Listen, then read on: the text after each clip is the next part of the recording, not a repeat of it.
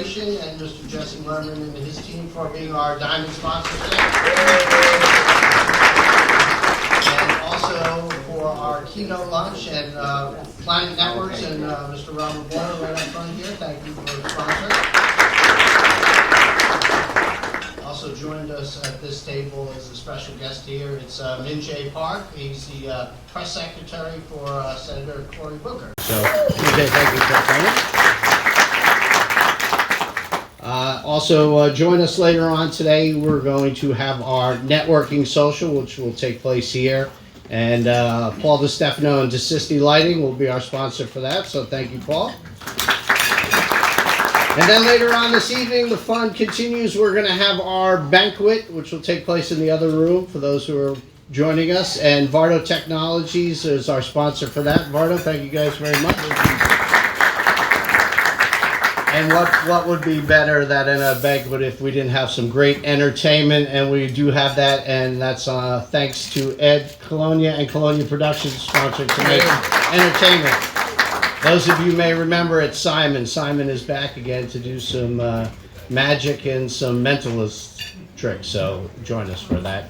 And we'll top the evening off with the JAG Awards during the event, so you give applause. There you go. All right, at this point, I just want to give a couple of thanks and invite some people up here. But, you know, as we go through all these things that we do together, we can't do it alone. And we require partnerships, and which we have with a lot of the vendors who are here today. So big thank you to all our vendors who came out and supported us today. So thank you. And I want to point out two vendors today that have worked with JAG on some of the things that we're doing and have gotten us into having our own internet streaming channel, and also as we broach the foray of OTT and getting our own Apple, Amazon Prime, and Roku channels. So the first one I want to bring up is Rich DeSimone. Come join me here from Rushworks.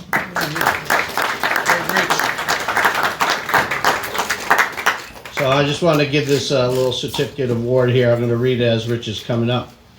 This is an acknowledgement of your support. The Jersey Access Group recognizes the support of Rushworks for their donation of the Streamster, a hardware and software combination for managing and streaming JAG's own internet TV channel, presented this 18th day of May 2003 by myself, Bob Duthaler, the president.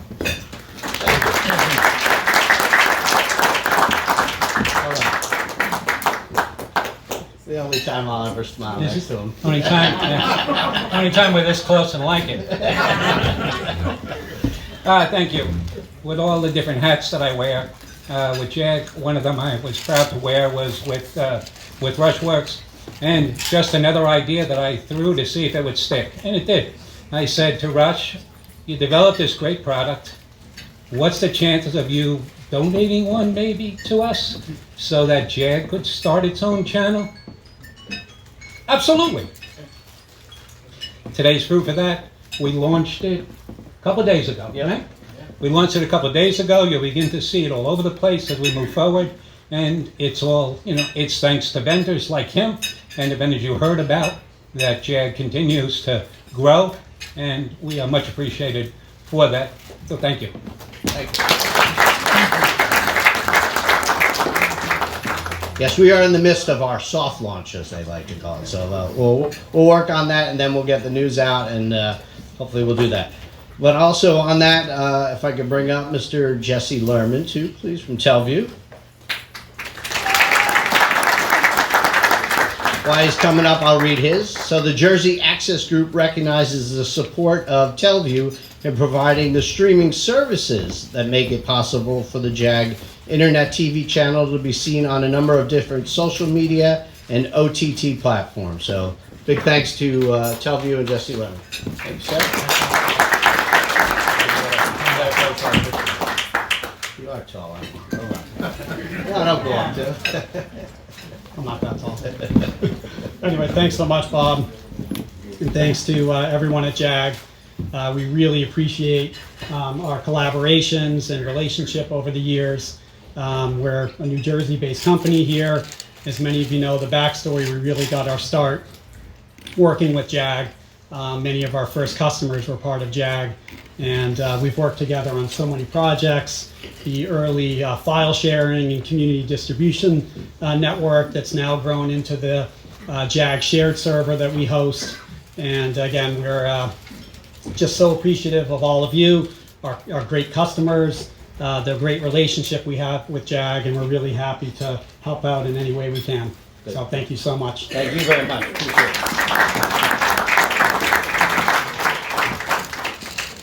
All right, I'm going a little out of order, so I'm going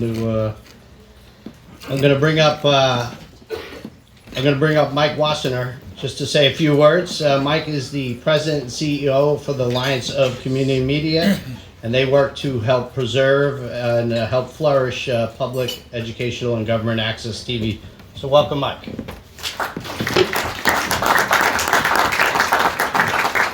Thanks, Bob. I'm going to keep this brief. It's a pleasure to be with you here today, and a pleasure to talk with folks earlier this morning with my colleague Mike Lynch from NATOA. Happy to support the work that happens in local communities across the country. We have members at ACM from Maui to Maine, or Kennebunkport to Kauai is another way to look at it. It's a very, very broad and diverse group of folks that we represent across the country, but they all share a common interest, whether or not they're in Manhattan or they're in Manhasset. It's that they represent local community interests when it comes to creating content that's meaningful for the local information needs of the people that they serve. Often we talk about the channels, but really it's the residents of our communities that we serve. That's the reason why we exist as a part of the 1984 Cable Act. It's the information needs of communities that should be driving our work. So I'm really proud to represent those communities across the country in Washington, D.C., and also to support the work that you're doing to develop work on the ground. It's difficult, it's diverse, but the one thing I can say is that it's always interesting just because of the diversity of voices that we see across the country and even within neighborhoods that we serve. So thank you for your service. Thank you for letting me be a part of it. Please come see me a little bit later on today. I'm here till I think it's the 5 o'clock train from New Brunswick takes me back down to DC. So I'm happy to chat and talk about things that are going on in your communities. So thank you so much.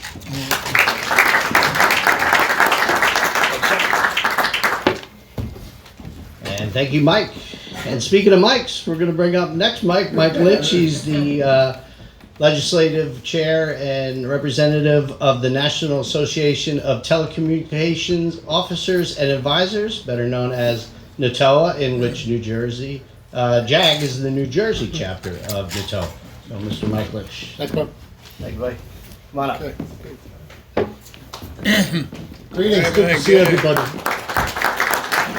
We absolutely have to get a better name. That thing is way too long. Sorry about it. But at any rate, it's nice to be here with the Jersey Access Group through the work of Bob and Rich, and I do not see, I see Stephanie. We've had a long, strong relationship with Jersey Access Group as a chapter of NATOA. We've worked on many things. Our participation in this has been long-standing. Steve Traylor was a regular here, right, Rich? Yes. Tanya Rideout as well has come. I look forward. This is a new role for me. I spent about 35 years with the city of Boston. Walked out that door in January into this one. I'm looking forward to a long and lasting relationship with all of you. Thank you.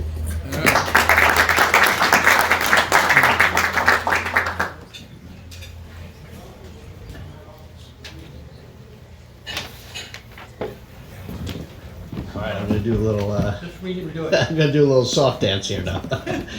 All right, I'm gonna bring up. I'm gonna read this first. Actually, this is for me. This is probably one of the better things I get to do as being president of the organization. Is get an opportunity to recognize some of the stations and some of our members and some of the things that they do. So for this time, I'm going to read this here. That the Jersey Access Group is pleased to present the West Milford Town Council, and in particular, Mayor Michele Dale, Council liaisons Erik, and Marilyn Lichtenberg for their continued support of their municipal channel, WM77. West Milford launched the channel just about 10 years ago, and since the beginning, the council and the mayor and their liaisons have been supportive of the activities of the all-volunteer staff to keep residents informed of township activities. While West Milford 77 is one of the smaller channels here on this, but they still understand the reasons and the financial responsibilities to help support that channel. So with the support financially and the encouragement of the council and the reasons that for this, we are pleased to present them with our Community Recognition Award. So if the three of you would please come up. You're the best. Pull mine through.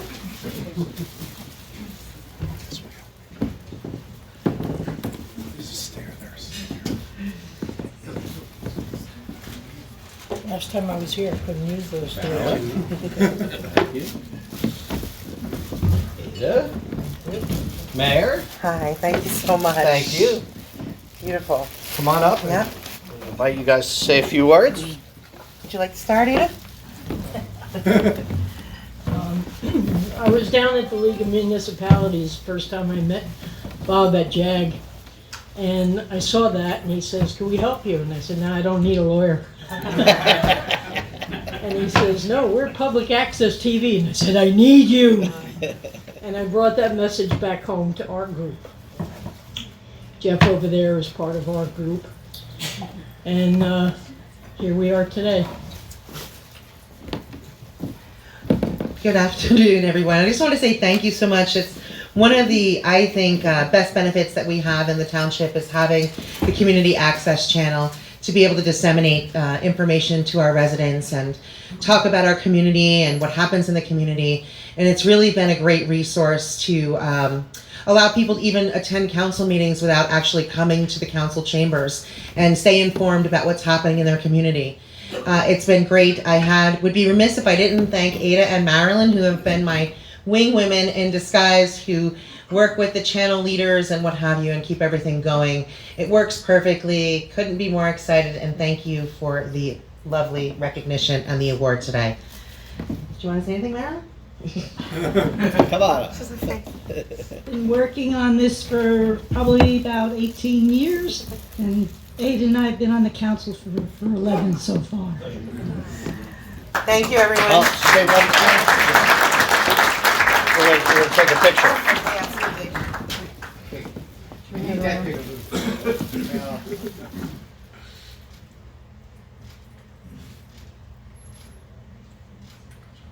All right, very good. Thank you. Congratulations. Thank you so much. Great photo shoot. Thank you so much.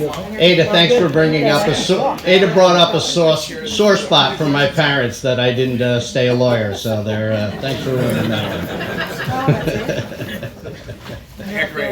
All right, folks, now it's time for our keynote panel, and I will bring up Mayor Brian Waller. Thank you for service. Mayor Waller is going to moderate our panel, and let me bring up our guest. It is Mr. Robert Boyle, the CEO of Planet Networks. Mike Wassenaar, the President and CEO of the Alliance for Community Media. Mike Lynch, the Legislative Director for NATOA.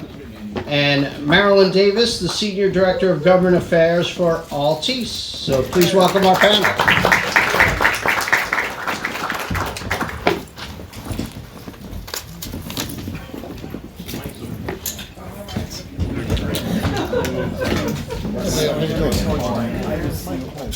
I was the award. Oh, great guy. I went to school with him. I remember.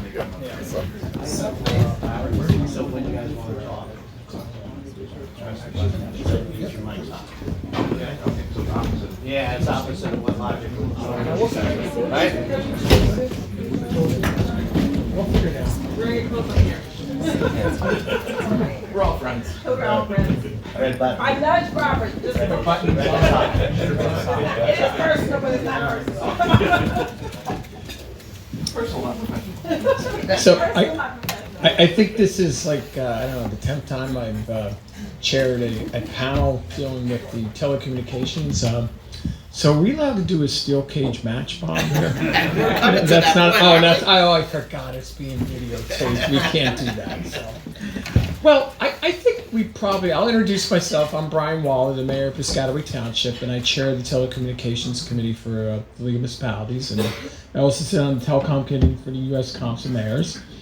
And Mike reminded me that a good friend of mine who I graduated high school with, he worked with in the city of Boston under Mayor Menino and Mayor Walsh, Paul McCaffrey. That's right.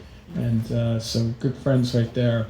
And I also had the honor enough to be the award recipient of the national award from NATOA going a couple of years back.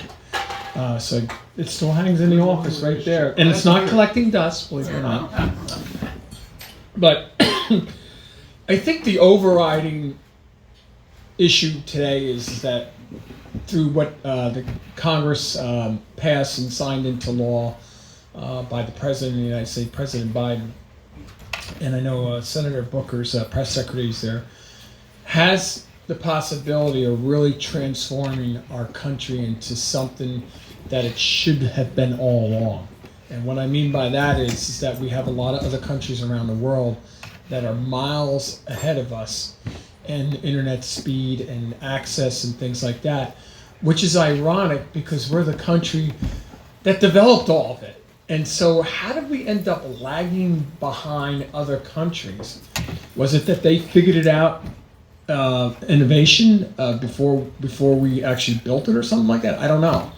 But because of what the bill signed into law, now has communities really potentially to get ahead both in education of their students, or their kids, their grandparents, everybody of all walks of life out there, and I'm excited about it. The problem is that, you know, the way the parameters are set up, and I know some of the panelists are going to speak about this, is that we need to cooperate together here in this room with all the other elected officials around the state of New Jersey, because even though there's going to be a funding stream out there to do things like that, unless you work with the Board of Public Utilities here in the state of New Jersey and we give the correct maps out there to the FCC on what we believe is correct, we may be left behind. And it would be no fault of the officials. Without going into a litany of things I think that probably should be changed, I think we have some great experts up here to talk about that. So I think, Mike, do you want to start off first? Talk about what NATOA, what the 30,000 vision is, and with all the telecommunication, because you know there's so many laws that were just passed. And by the way, you know, the Telecommunications Act of the mid-90s, of I think it was 95 or 96, that obviously needs to be revisited. I mean, think about it. You had dial-up service when they came, right? They had dial-up service then. And that needs to be addressed. Will it happen in this Congress? I seriously doubt that. Listen, we were lucky that the president was able to get the funding in place. So, but Mike, why don't you come on up and talk a few minutes about that? And then we're going to have each panelist come up and do a 5-minute present, and then we're going to have a roundtable discussion on that. We didn't know it was all happening. That's good. Yeah. Thank you, Mayor. Much appreciated. The mayor touched briefly on Congress. It is an interesting situation. There was a hearing yesterday, and I think perhaps we will get into some discussion of that later on during lunch. But for now, I mean, and I'm sure there are people in this room who are going to correct me, but I just wanted to sort of level set or understand where you are in New Jersey regarding the funding that's coming your way, the infrastructure fund. So I think things got settled around December. I believe that you're going to be receiving in Jersey about $5 million in planning money. And that money should be coming out the door just about now, right? You guys should be getting a check very soon. Your state broadband office, if you have not introduced yourselves to them, now is a good time to do so. They should be hosting workshops. Oh, I see some nodding heads. So the workshops are happening? 1 o'clock today? We won't hold you up. All right, good. That's going to be the crucial part. The money will come out at a bit of a pace, but these initial steps are very fast acting. The federal money, such a flood of money has come out. I think it's $42 billion in the BEAD money alone. And that money is coming out and has to go through every state. Would have been great. I'm sure the mayor will agree if cities had been able to get it directly, but that just was not going to happen. The money wasn't going to move fast enough. If you remember, a lot of this money, we caught a break with President Biden because this money is coming to us for broadband because they had to goose the economy, and they had so much money they wanted to flood into the economy. The trick was get it out the door fast, and that's really what this is all about, is getting it out the door fast. Problem with that is when you're on the receiving end, you don't want to miss some of it. So make sure that your community is actively engaged with the state broadband office in developing the state plan. The state's going to develop the plan. They're going to rely on you to identify what your needs are. Jersey's not a hell of a lot different than Massachusetts or California or other places. Well, there is no accent, I understand, but you've got urban and you've got rural, and you know your pockets. You know where your challenges exist. So it's up to you to tell your state to deliver. They don't really know. They need to be spoon-fed this stuff, and they haven't really been doing this business. Every town hall, every city hall knows this stuff because people complain and say, when are you going to give me my GD broadband? I need that. So you know where your pockets are. That mapping exercise we went through since last October, detail, pouring over details, it's all about the details. The more you can identify, the more you can address. If you don't identify it now and address it now, you probably will not get another chance. And then just in closing, I want to mention something because Mike mentioned it to me earlier when we were jumping on the sandwich, was there's a critical thing here for people in need, and that is called the Affordable Connectivity Program. It is a huge windfall. It is, Mike, was it 2.2 billion? A lot of money, okay? And this gives households who cannot afford broadband roughly about $400 a year to get broadband. Usually they do it with like a smartphone, but who cares as long as they're connected? If you can try to imagine someone living without that connection today, this money has been in play for about a year now, year and a half. And it's, you think it would take forever for $2 billion to get spent, but actually the money's running down. And within a year, that fund will not be available. There are two things. Make sure every household in your community knows about the Affordable Connectivity Plan and figures out how to get connected. If you're in public housing, if you're a veteran, if you're a SNAP recipient, if you're a WIC recipient, I'm missing about 3, Mayor, but you get the general idea. There's a checkbox. It's a little complicated. You have to fill out this very ugly form, kind of daunts people, they get confused. Then you have to get the approval number from the feds, right, from the FCC. They give you like an 8-digit number. Then you have to run over to your broadband provider. We got a couple right here. Give them that number and get hooked up. So there's a lot to happen for people, say like a senior in public housing who never had broadband. Might have had a flip phone a few years ago, and that was about it. It gets a little overwhelming. They need help. The only people who are going to help them, unfortunately, are us in this room. We're the only people who understand this. We're the only ones who know the agencies involved, and we're the only ones who appreciate the critical need to get this delivered. Second part to my message on Affordable Connectivity Program, that money's going to run out. We need Congress, really, to be supportive of reinvesting in this program. It is not going to be right if we build networks all over the country and poor people are still left behind. That just can't happen. And the funny thing is, nobody is opposed to it. Whether you are a Democrat or a Republican, you want people to get connected. You want people to take advantage of this money. Even if you're the providers, you're getting paid with federal dollars to give these people service. It doesn't get any better than that. No one is opposed to it, but we're at such a high level of dysfunction at that federal level. I think it's a great idea if you talk this up in your communities and make sure we have a future here. You've got great leadership in the state, and I know they're 100% behind it, so I'm not too worried about anything that's happening in Jersey, but it will be a long haul. The simplest of things, unfortunately, do not get done in the Beltway right now. I'm not an expert. I just watch it, and I'm a little horrified by what I see. Listen, that'll be it for me. I'll get out of the way and let someone else up here. Well, he's absolutely correct. We were fortunate enough here in central New Jersey, Mike, to we're in the congressional district of Frank Pallone, who was the chairman of the Energy Commerce Committee, who shepherded that law through Congress that the president signed. So at least we have somebody at the federal level in this neck of the woods who actually gets it, as well as our 2 state senators. And I believe everybody except 2 on our delegation voted for, or they may have all, I forget what the vote total is, but I think by and large the state understand it. So now we're going to talk about the private sector and telecom. And we're going to bring Marilyn, come on up.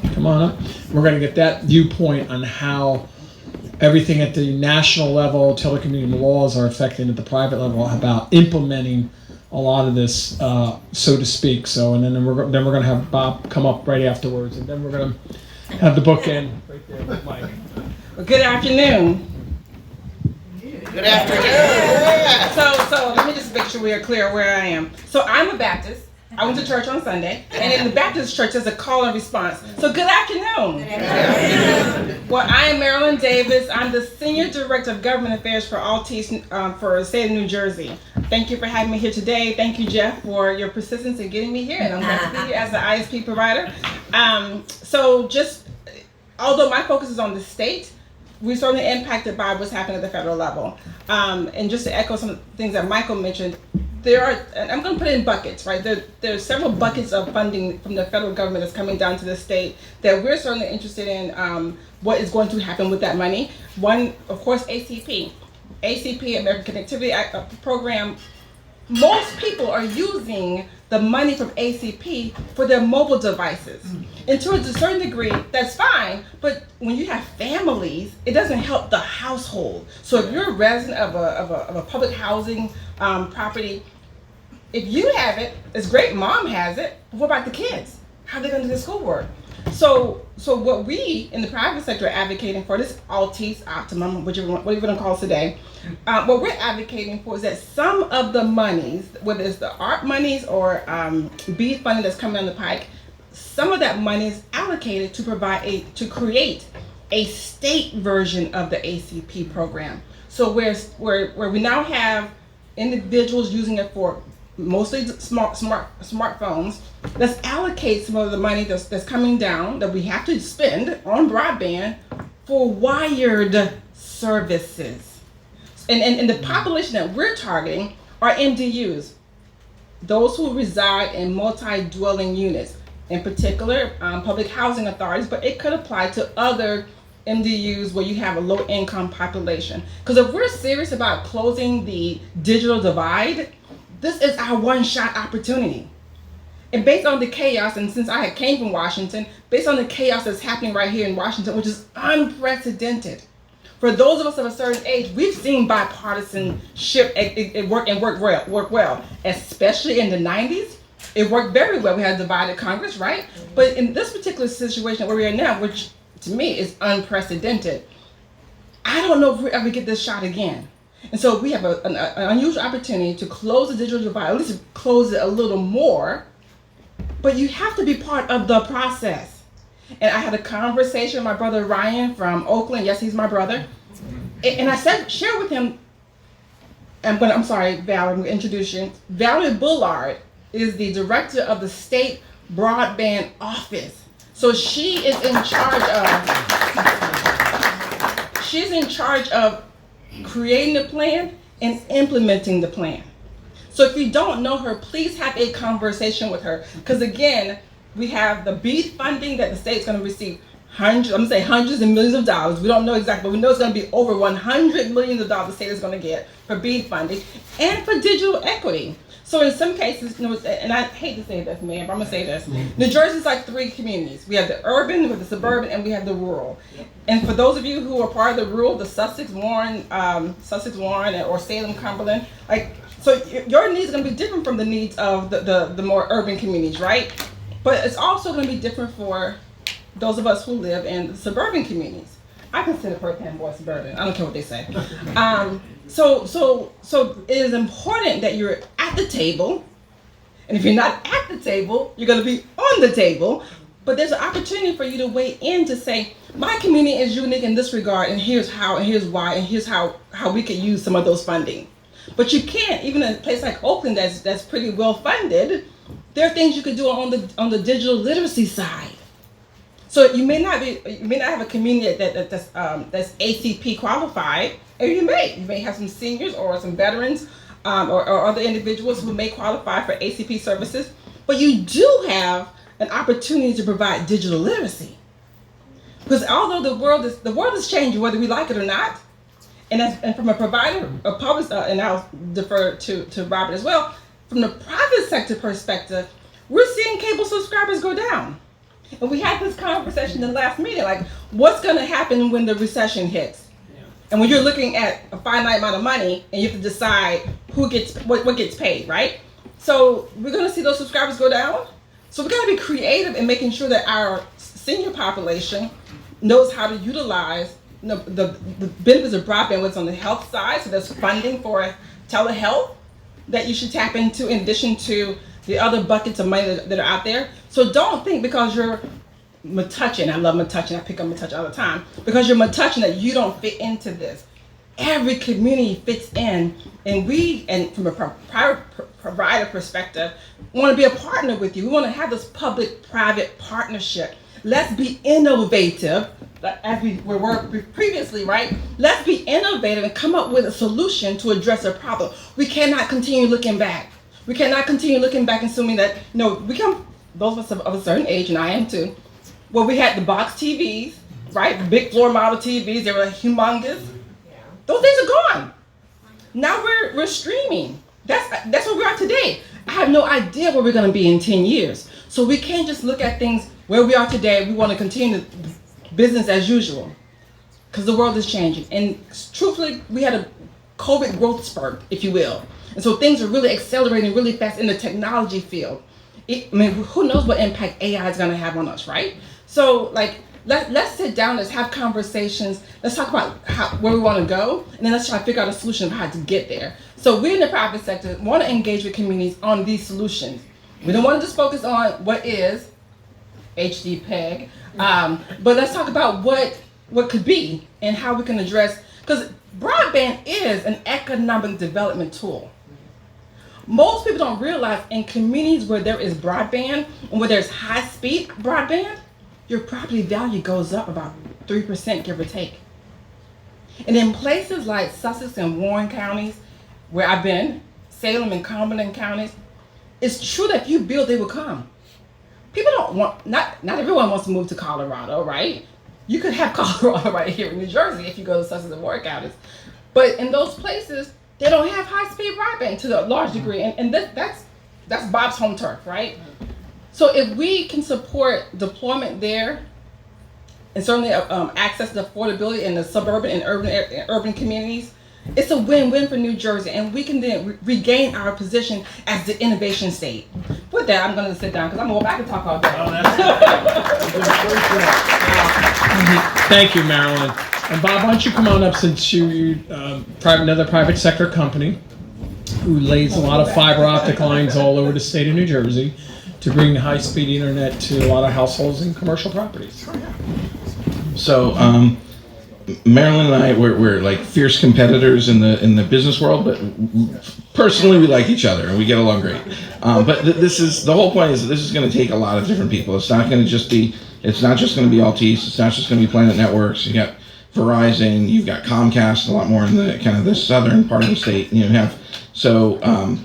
going to be all the different providers. There's, I don't know what's happening with different community networks. There's a lot of different possibilities, and everything has to be considered. I mean, and every community is going to have different needs and different things that are important to them, based on what their populations are, based on geography, based on, all different factors. And that's why it's really, you need to be engaged with the broadband office. And the broadband also has a survey posted on your, on your individual station homepages. Get the town to post it, so that they get, the more information they have, the more they're going to be able to advocate for New Jersey and where we need service. So we are a competitive. We're not a cable company. We're not a phone company.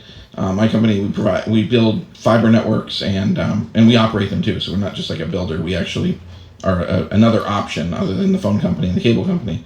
And we're started in Sussex County. We're building in Sussex and Warren counties. We're building in Morris County. We're also in Atlantic and Cape May counties now. And one of the things that we found, Marilyn made a good point about, the thing that makes the most sense for us to build and is the fastest, quickest return on investment are MDUs. You got, instead of building, like if we do an underground neighborhood, it can cost us, $3,000 a house to build conduit to it. In a hallway, we can go another 30 feet, and with, $30 worth of materials, we now have another customer. So, those are really super, the economics of MDUs work, but the biggest problem in New Jersey is that anything that's more than a couple units isn't regulated by the local town. It's regulated by Department of Community Affairs. And a lot of buildings, especially, unfortunately, so if it's a high-end building, they want us in there. And they'll want us in there, they'll want Altice in there, they want their customers to have, they want their buildings to have lots of choices, because that's going to attract a high-end clientele that's paying, if somebody's paying $2,500 or, depending on your town, or $4,000 a month or whatever in rent, and they have choices, they're going to want to attract, professionals who are going to want lots of, options for high-speed broadband in their building. But if you're in a building that is predominantly Section 8, those people go where their housing is available and where they can get assistance. And unfortunately, a lot of times and public housing is very different. Public housing, they want us to come in, they want us to help. And so we normally don't have an issue getting into public housing. But in private sector housing that has a lot of subsidized rent, they typically don't let us in the building because they don't care. They're getting the rent one way or another. It's just a headache for them. And so that's something that has to change at the state of New Jersey level to allow us access to these buildings. Because, Maryland can't get in, we can't get in. Maybe all they have is DSL. And a lot of times the phone lines within the building are not very good. And, they only let the phone company in to rerun their phone lines, so they don't have good service there. So that's a huge challenge, especially in areas where you have privately owned, subsidized housing. So that's one challenge. The other thing is, so we're building right now we're building out Hardwick, which is 10 acre zoning. So every single home has 10 acres or more. So it's super rural. We're doing that, and it makes sense, and we're building it. And but it's not to pick them around. Like the phone company hasn't done anything there. There's no cable on a lot of these streets. It's super rural. And so you go from that, and then you go into other areas where the challenge is it's in the middle of a really busy downtown, and you have to drill in the streets or tear up the streets to put in conduits, and it's very expensive to do that. So you have a lot of expense, and New Jersey is kind of all the different things that are happening in the country as a whole. You go to lots of Kansas is going to be very similar to rural New Jersey, Cumberland and Cumberland County and Salem County, and those areas are very rural, big expanses, lots of farms, lots of empty land.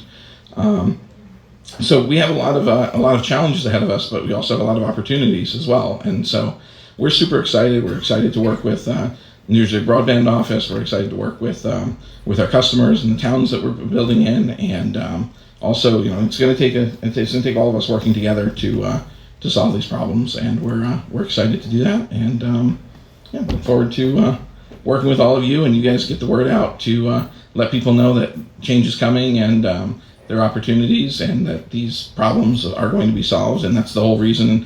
And a lot of it is the problem with one thing that she said about ACP, which I want to echo, is that ACP, there are a lot of kind of scammy companies out there just giving people like a T-Mobile SIM and then collecting the difference, so they can get a T-Mobile SIM wholesale for $7 a month or something. I'm not saying anything that's under NDA or anything, but it's just like, it's a wholesale rate for like a basic data plan, and then they slow it down after a certain point. And so they sell that, and the ACP pays $30 a month. And so they'll make that margin on that, and they'll just give the people the cheapest tablet they can get. But that doesn't really solve the problem for a lot of people, because a lot of times they don't have great coverage, especially in depending on where you live, whether that carrier has a good program or not. But they're signing people up and giving them a tablet and saying, oh, free tablet, and then they're getting it $30 a month, but they're not using that to solve the real problem.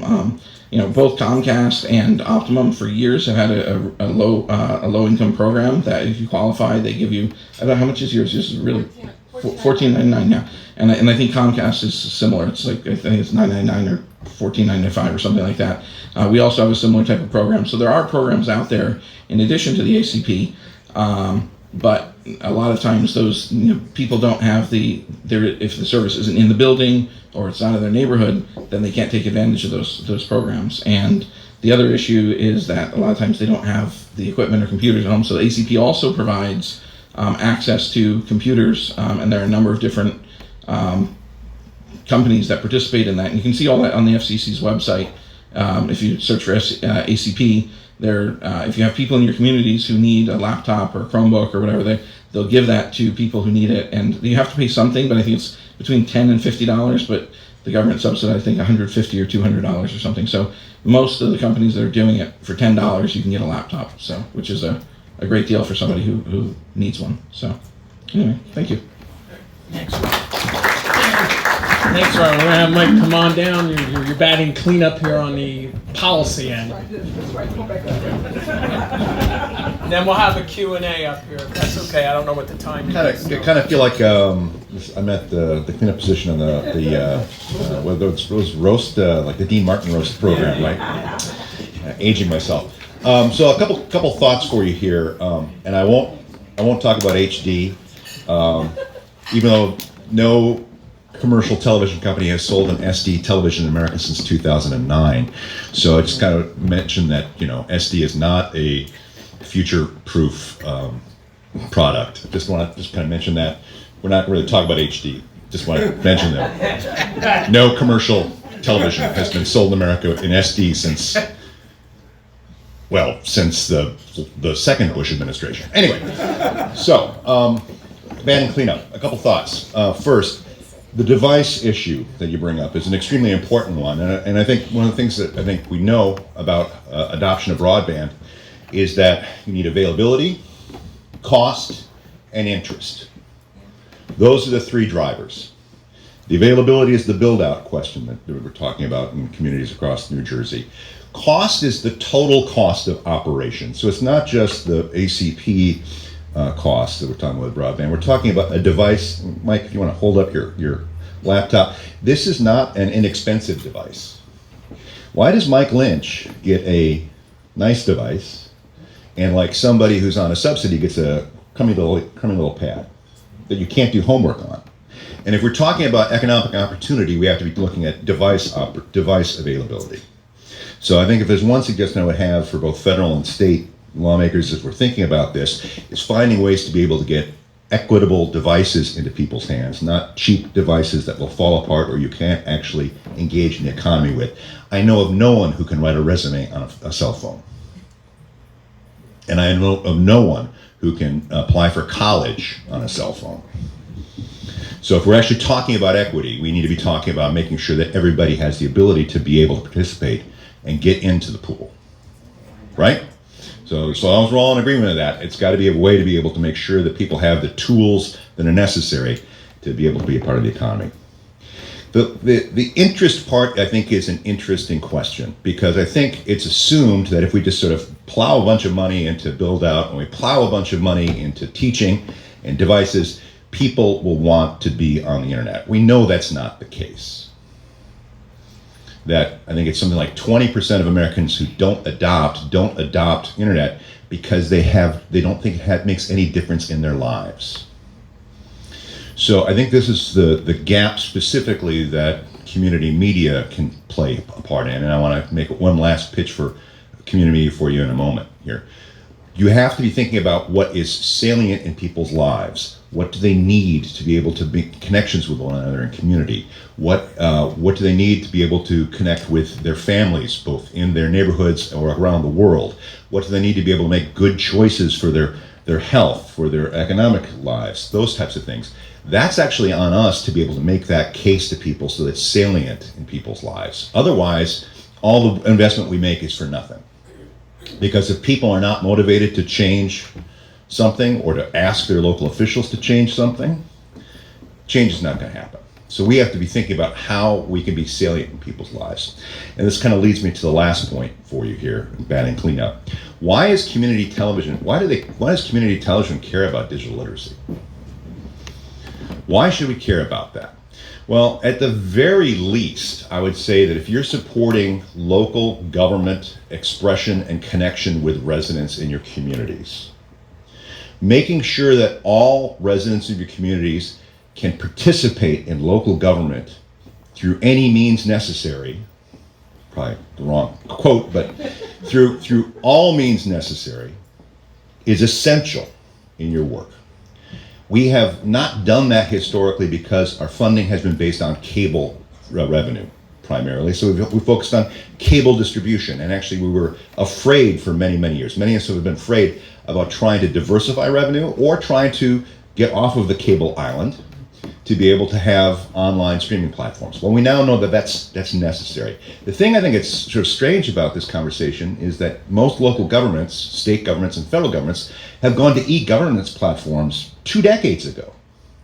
But there was never a commensurate call to make sure that all citizens were on those platforms, that all residents could actually take advantage of e-governance. So government walked away from citizenry 20 years ago when we launched e-government.